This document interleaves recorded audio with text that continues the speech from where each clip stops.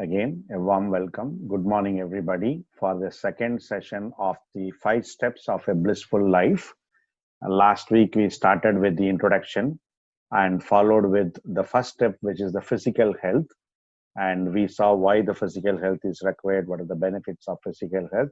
We also did the demo and saw the practice of neuromuscular exercises, the breathing exercises. And to continue with the same first step, we will be it will be over to Assistant Professor Anand Raja sir. Over to you, sir.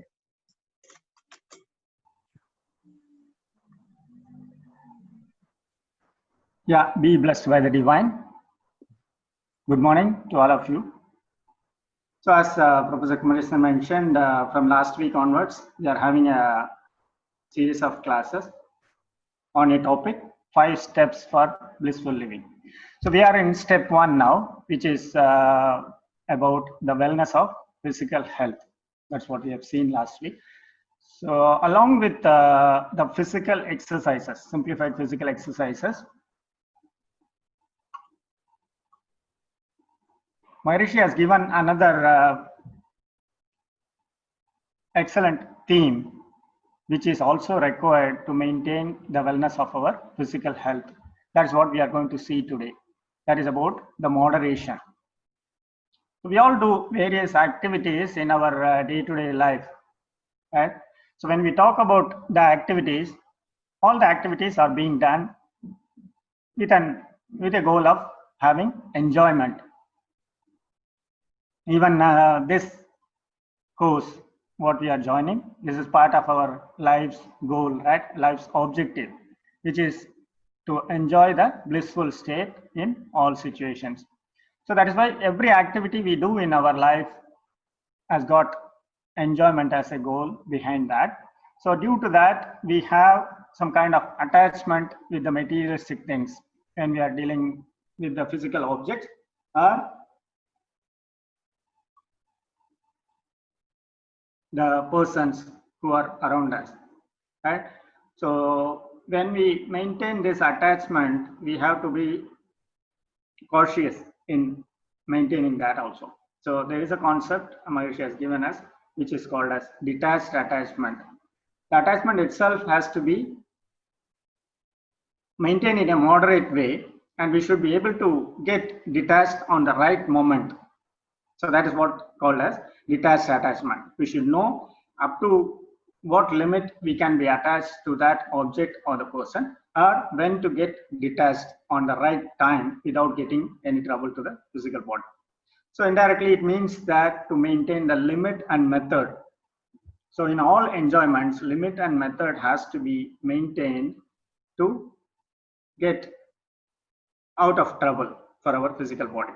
So that is the objective we are talking about. And to understand the limit and method with a simple activity example, let's try to understand, then we will go to the concept. So when we talk about current life situation due to the lockdown, we are all spending more and more time on the laptop or iPad or the smartphone, right? So let us take the smartphone as an example. When we are spending long time on smartphone for some kind of enjoyment. So what is limit in that example? So limit is the duration, right? So how long we can spend on that on a continuous manner without getting any trouble to our physical body. So that is called as limit. And when we talk about method, so what posture we are using when we are sitting on the mobile phone or iPad, because after a certain duration, we will start feeling some pain on the neck, or the eyes will be having some kind of strain. So this kind of things are covered in the method, and also the lighting ambience in the room, right? Because when you're watching the bright screen for longer duration in a dark room, that will be affecting your eyes. So that is called as method. So this is just to understand the concept with a known example. Okay, so this kind of limit and method concept has to be maintained in 5 important activities which we used to do in our day-to-day life. In that, moderation is to be maintained. That's what our guru has given. So he has listed the 5 activities like food, work, rest, and sex and thought. So these are the 5 activities we have to maintain moderation so that the wellness of our physical health can be maintained without any trouble. Okay, let us see one by one now. The first one, moderation in food. When we talk about food, we have a lot of choices, right? So that itself is creating, opening up for more trouble, because we have to be more and more cautious to avoid troubles which caused through the food. Earlier class, we have seen that also, the causes for diseases. When we talked about it, food is also one of the cause which can be the main reason for getting diseases to the physical health. So let us try to understand the concept of our physical body a little bit related to food. So we all know that there is a feeling called as hungry, right? Hunger. So how that feeling is coming? Because we are spending the energy by a lot of physical activities and physical movement, and due to Earth's gravity also, lot of the millions cells are being lost from our physical body on continuous basis. So because of that, we are losing some kind of energy. So of course it is a continuous process, and we will be getting some kind of energy from the natural elements around us also. But when the energy level comes to below a certain level, there is a natural process in our stomach. A feeling is initiated which is known as hunger. So once we feel hungry, we are taking food. So the food is getting converted into 7 dhadus as per Ayurveda, which are known as like juice, blood, flesh, fat, bone, and bone marrow, and then SVM, which is known as the vital fluid. So food went through all this process, getting the conversion process with each and every phase, and through that only we are getting the energy to our body. So when we understand this process and background, we will know that how much it is important to maintain the moderation with food, because we all have some limitation with our digestive process also. So that depends on our physical build and how much we cannot generalize, right? We cannot say that people should take only 3 chapatis in the morning. Everyone cannot follow the same thing. Even the same person, based on the physical activity level, it depends on the day by day, we will be varying the intake quantity, right? So that is why we have to be more careful when we talk about moderation with the food. And at the same time, when we are not taking any food, or we are taking very less food, we all know that for the digestive process, there is one hydrochloric acid. The acid is getting secreted in our intestine for supporting the digestive process. When the food quantity is less, or we have not taken food for a longer duration, so the acid may create some damage to the membranes of the intestine itself. So that is termed as ulcer medically, which is called as a disease. At the same time, when we talk about excessive food, if you go for more food also, we will be ending up with an indigestion, because there is a limitation on the digestive system. So when the excess quantity is there, it will stay for longer without getting digested, and which will create some kind of trouble to our physical health also. It is, of course, it's more dangerous, because the spoiled food being outside, we know what will be the condition after a day or 2. So when the indigested food staying in our physical body can create damage to all the internal system also. So another one, since a lot of concepts there today, we are adopting a different style in our food style. So when we are changing our food habit also, we have to be careful, and gradually we have to transform to a new style whenever we select the different style of food. So that is also one important point to consider in food. So by this, we have to understand that the limit and method has to be maintained in food. The limit is the quantity, of course, whatever we talk so far, based on our physical activity, whatever required for our body, whatever our body can digest, that much only we can intake. And when we talk about method, the hungerness we talked, right? So after getting hungry, at least 15 minutes, we should leave it before we take the food. So if you follow this for every meal, we will not be having any kind of trouble at all in our physical body. So that is the importance of limit and method in food. So we have to maintain the moderation in food. So then the next one is talking about work, moderation in work. So we all do different activities as our job who are working, and people like if you take the homemaker, housewife, ladies also, they do a lot of physical work by being in the home itself, right? So when we talk about the physical work or official or professional work, we have to consider the moderation in that, and we have to maintain work-life balance also, because today most of the time in the day is being spent on our work, right? Of course, the creative work is important for every adult. Based on their skill set, they have to adopt a profession, and then they have to do a kind of work which will be supporting our livelihood, right? We should earn something for our family and our future also. So that is essential.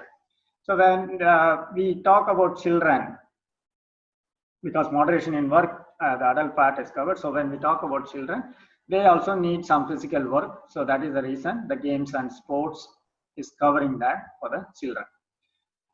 So when we are not doing the work at all, we all know that, right? When this lockdown situation, when we are adopting the work from home situation, or when we are taking a long leave and not going for work at all, we'll be feeling a physical change or the physical difference completely.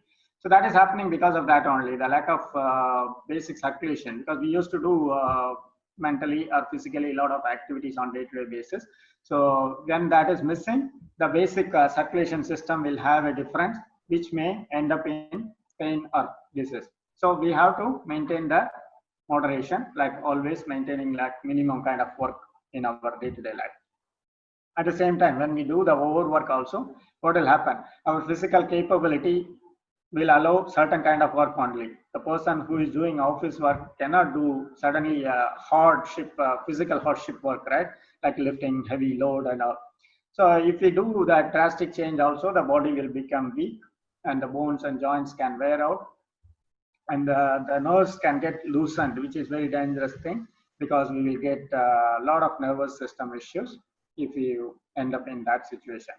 So that is the reason the limit and method is essential in work part also, to maintain the wellness of physical health. So we go to the next one, rest.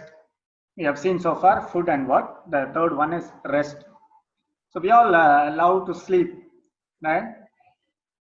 So the enjoyment on sleep depends on the duration of the sleep, right? When we have enough duration of rest, then when we wake up, we will be feeling very comfortable.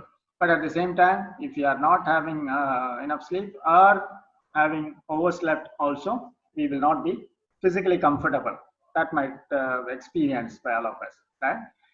So let us see briefly about the science of rest. We have seen earlier that biomagnetism is being spent for all our physical and mental activities by the physical body, in our physical body. Okay, when we talk about activities, we can consider like, for this discussion, we will consider two kind of activities. One is like voluntary activities and involuntary activities.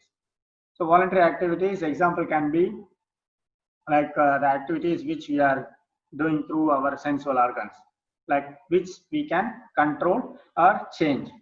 The involuntary actions which is not in our control, like for example, the heartbeat or the digestive process, which needs some energy, right? Biomagnetism is being spent for all this. So for those activities, we can categorize as involuntary activities. So when the biomagnetism is being spent on continuous manner, when it reaches to a critical level, the biomagnetism level is coming to a minimum critical level. There is one natural system in our body which will trigger the disconnection of the voluntary activities. So the biomagnetism will not be supplied for carrying out the voluntary activities. So that is the reason after 16 days in a 16 hours in a day. So after a long day of our work, and we will not be able to focus the things at all, right? And we'll not be able to see who is sitting in front of us. And when we are trying to take some food also, we'll not be able to focus on what we are doing. So automatically that system will make us to fall asleep.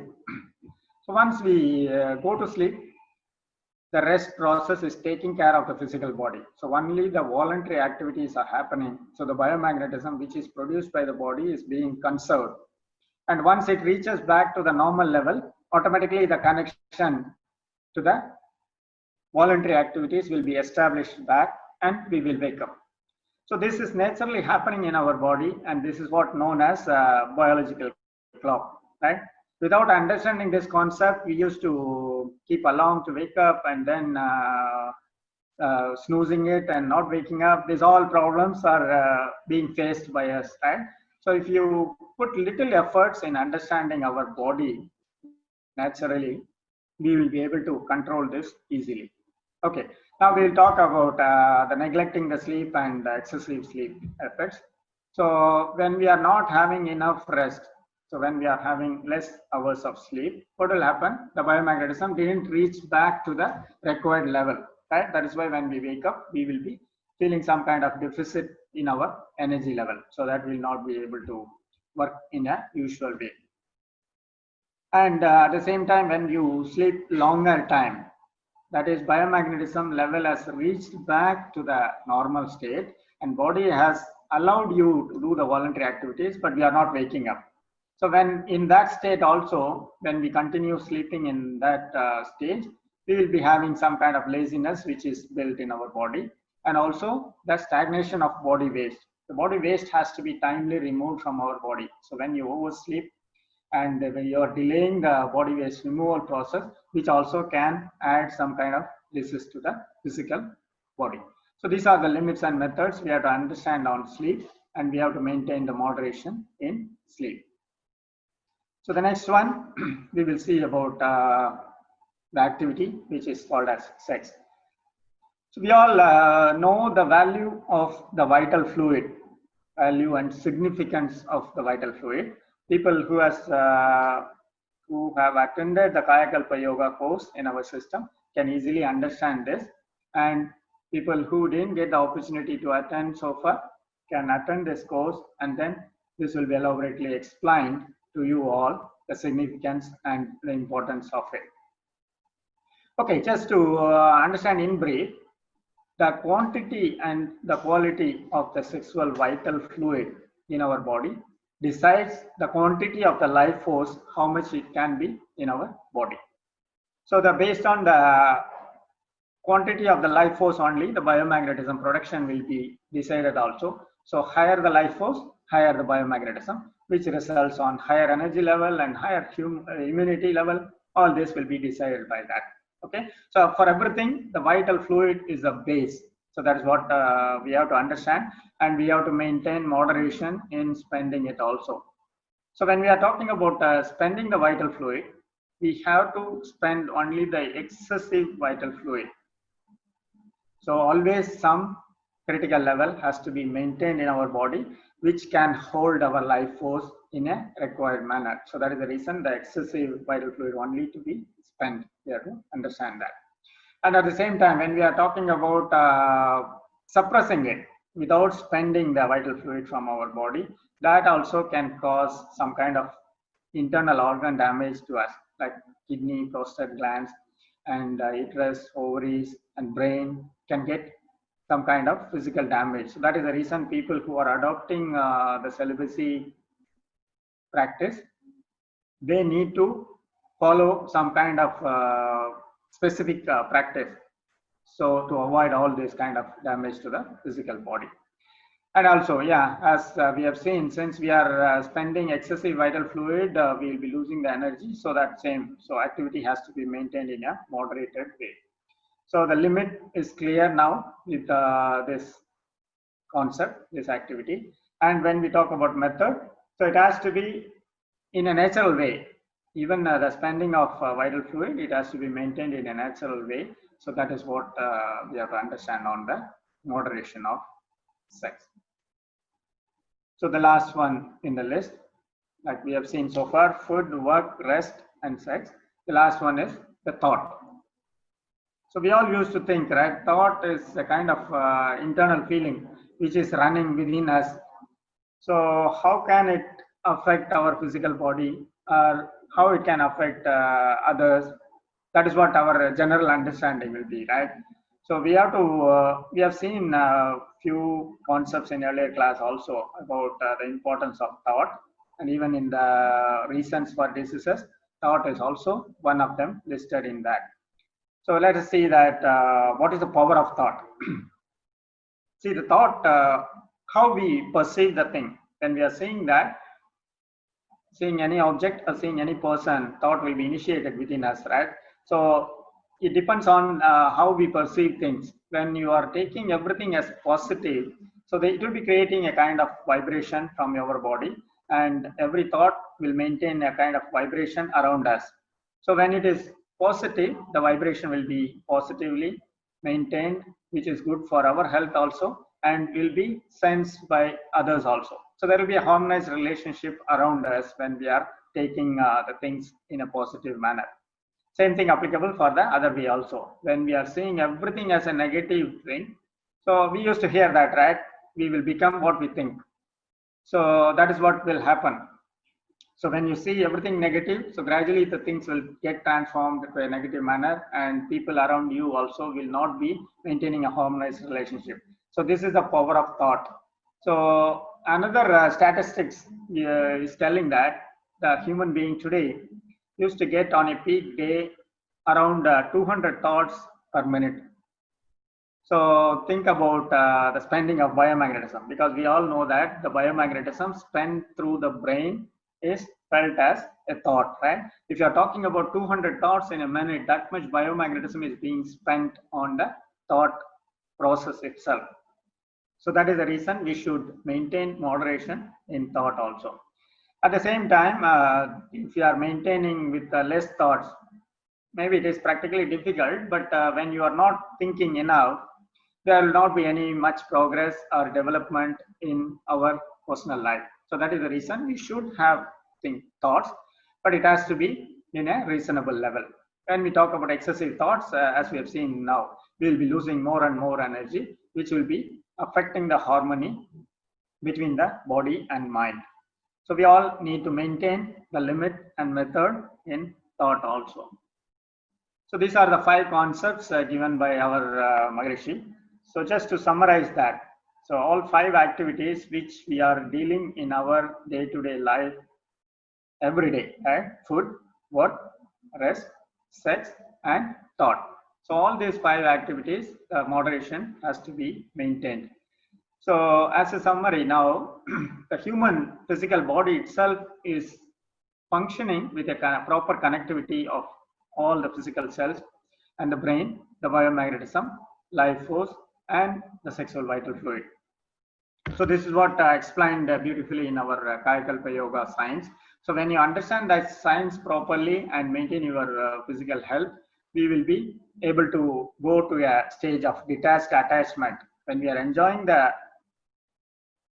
enjoyment itself through the activity, we will be able to decide thus far and no further.